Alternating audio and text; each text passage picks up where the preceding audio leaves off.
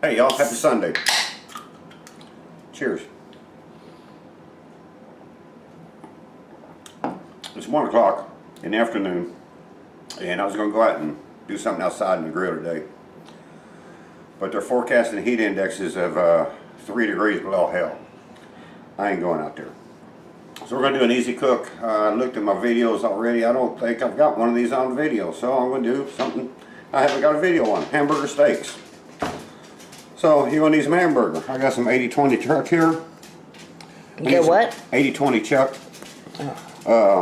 Got 3 small to medium sized onions. That's all the onions I got, so that's all I'm going to go with. I got 10 or 12 cloves of garlic just roughly chopped. There's some big pieces in there. I like big chunks of garlic in my cook. We're going to need a little bit of salt and some pepper for the gravy. We'll use some beef stock. And for the burger seasoning, I'm going to use this. We had a slight problem with our camera, but this is the seasoning he used on his hamburger steaks. These are the ingredients he used. He also used salt, pepper, olive oil, and some butter. Okay, I got about a tablespoon and a half of olive oil in there, 2 tablespoons of butter. It's on like a medium heat. I'm going to put my onions in.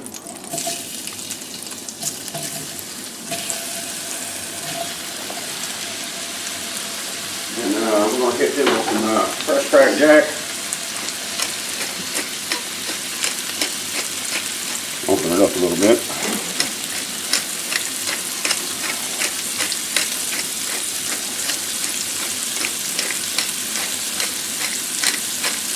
And a little bit of salt. I don't need a lot of salt because I'm using that store-bought chicken or beef stock, so there's salt in there. And so that'd be enough. We'll stir them around every so often, let them get good and brown. When it's time to add the garlic, I'll come back to you. Okay, I got a little color on my onions, you can see, hopefully. And we're going to put the garlics in there. Get out of there. I don't want to waste no garlics. And we'll give this a minute or two. And the reason I did the onions with the residual oil that's in there, I'm just going to have some flavor. So when I put the burgers in there, it's going to give them a little bit of flavor. And that's why I did it like this.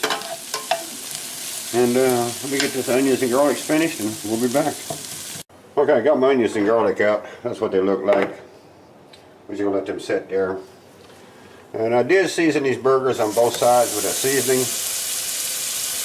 And, I'm going to try to fit 4 in here. I'd like to do this in 2 batches if I could. You can smell that stuff already. The seasoning really smells good, man. It really does. Tastes good too. Yeah. Tastes refreshing. Alright, it's not Mazingil we're serving. So I'm going to get a good sear on this and flip it over. I don't want 100% cook these burgers because I'm going to throw them all back in here in a minute anyway with some stock and everything and let it cook for a while. I just want to get a good sear on here. Try to help us get some more color in the bottom of that pan. So we'll be back in a few. Okay, here's my burgers. They're out of the skillet now. And you see all the fat and juices and all that shit down there. It looks burnt. It ain't burnt, that's flavor. We're going to add a little bit of flour here and kind of make a roux. And try to dig some of that stuff up off the bottom there. And I'm out of wine, I'm out of brandy. And as far as the deglazing liquid, I'm pretty much restricted to 2 things. I have Fireball and I have Canadian whiskey. So we're going to throw some Canadian whiskey in here. And it couldn't hurt. I don't drink whiskey, Terry does. She's not a Jim Beam or Jack Daniels fan. She likes that Canadian shit for some reason. I guess that means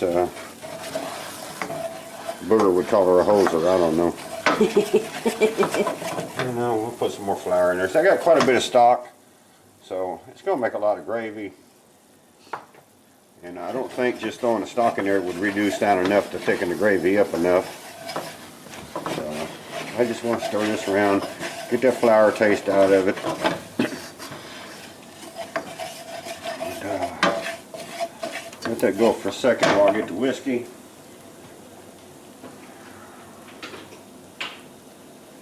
And just to be safe, I'll take this off the fire. I don't really want to flambe anything.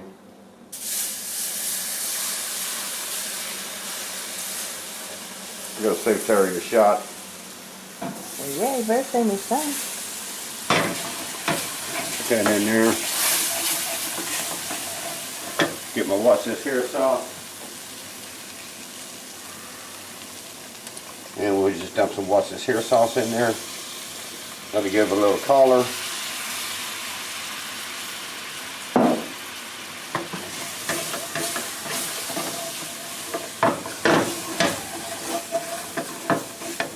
Then we'll come back with some beef stock.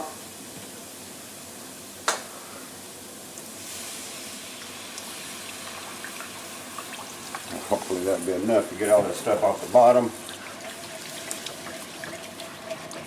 You just want to scrape all that junk off the bottom there, because that's all good color, good flavor. It's going to make your gravy more better. More better. And plus it helps when Terry has to do the dishes. If you deglaze your skillet first, she don't get near as mad at you. So you always try to deglaze your skillets. See how it's coming off there though? You can see, you know, it'll all come off eventually. And doing it this way, you don't need a Brillo pad later. I don't use Brillo pads anyway. Yeah, I know, but sometimes when I cook, you probably should. That's why I try to deglaze when I can. You see it, that'll all come up off the bottom there. And it's just going to add more flavor to your finished dish. See, look, that skillet's almost clean enough to eat off of now. So we'll just keep working that in there. I'll put this one in, and then we'll put the meat back in. And I'll put the onions in first, I think. Dead soldier. Put the onions in, the garlics. You got a full skillet there, babe. Yeah, it's going to be full. I'm going to make a mess, and I fucked up my new shirt here. It's not really new, but it's clean. And just stir that around a bit. And we'll put our hamburgers back in there. And I'm not going to season any of this gravy now. I'm going to wait and let it cook for an hour or so. I'm giving it probably an hour to cook. And then we'll taste it then, see what we need, see where we are.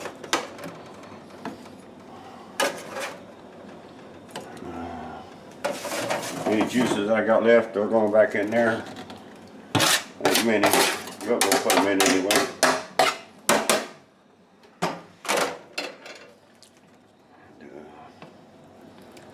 Stir that down in there. Get all that meat down in there.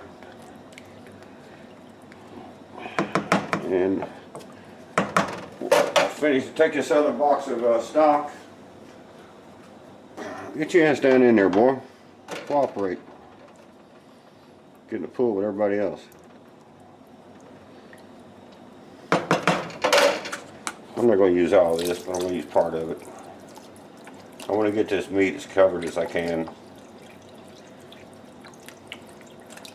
That'd be good enough. Oh, yeah. I'm going to put a lid on here, bring it to a boil, then turn it down to a simmer and let it go for an hour. So that's where we are. And I can put my shit up. Terry got to clean my mess up. I ain't cleaning nothing up. And it's just a typical Sunday at Keith's house. Be back in a few. Okay, I think this is done. I got my potatoes done, got me some peas and carrots done. And I don't really need a cornstarch slurry for this. I think it's thick enough, but I'm going to put a little butter in there, and that's going to tighten it up just a little bit more. Plus it'll give it a little more richness. So I'll put a couple of tablespoons of butter in here. We'll stir that around a little bit. Let that butter tighten that sauce up. And I'll make me a plate and we'll come back and show you what we got. So, be back in a few. Okay, so that's what I ended up with. Hamburger steaks and gravy, mashed potatoes and peas and carrots. And after we got off camera, and Terry asked me, she said, like, why does butter tighten the sauce up? And I don't know. I told her, I said, to be honest, I never Googled it. I don't know the science in it. I just know it does. And as we're sitting there, I got them 2 tablespoons of butter mixing it up. And I said, you can see it's tightening it up already. She said, yeah, I can see that. I said, I don't know why, Terry. I just know it works. But I made me a plate. She made her one. She done ate half of hers. What do you think, Terry? It's yummy. I like the seasoning that you put on that hamburger steaks. Taste these potatoes in this gravy.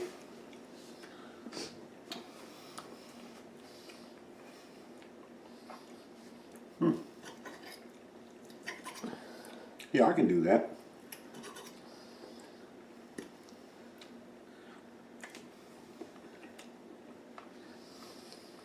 Wow. Isn't that good? This really ain't bad at all.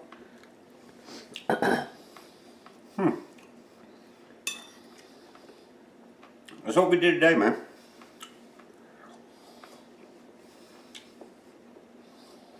Yum.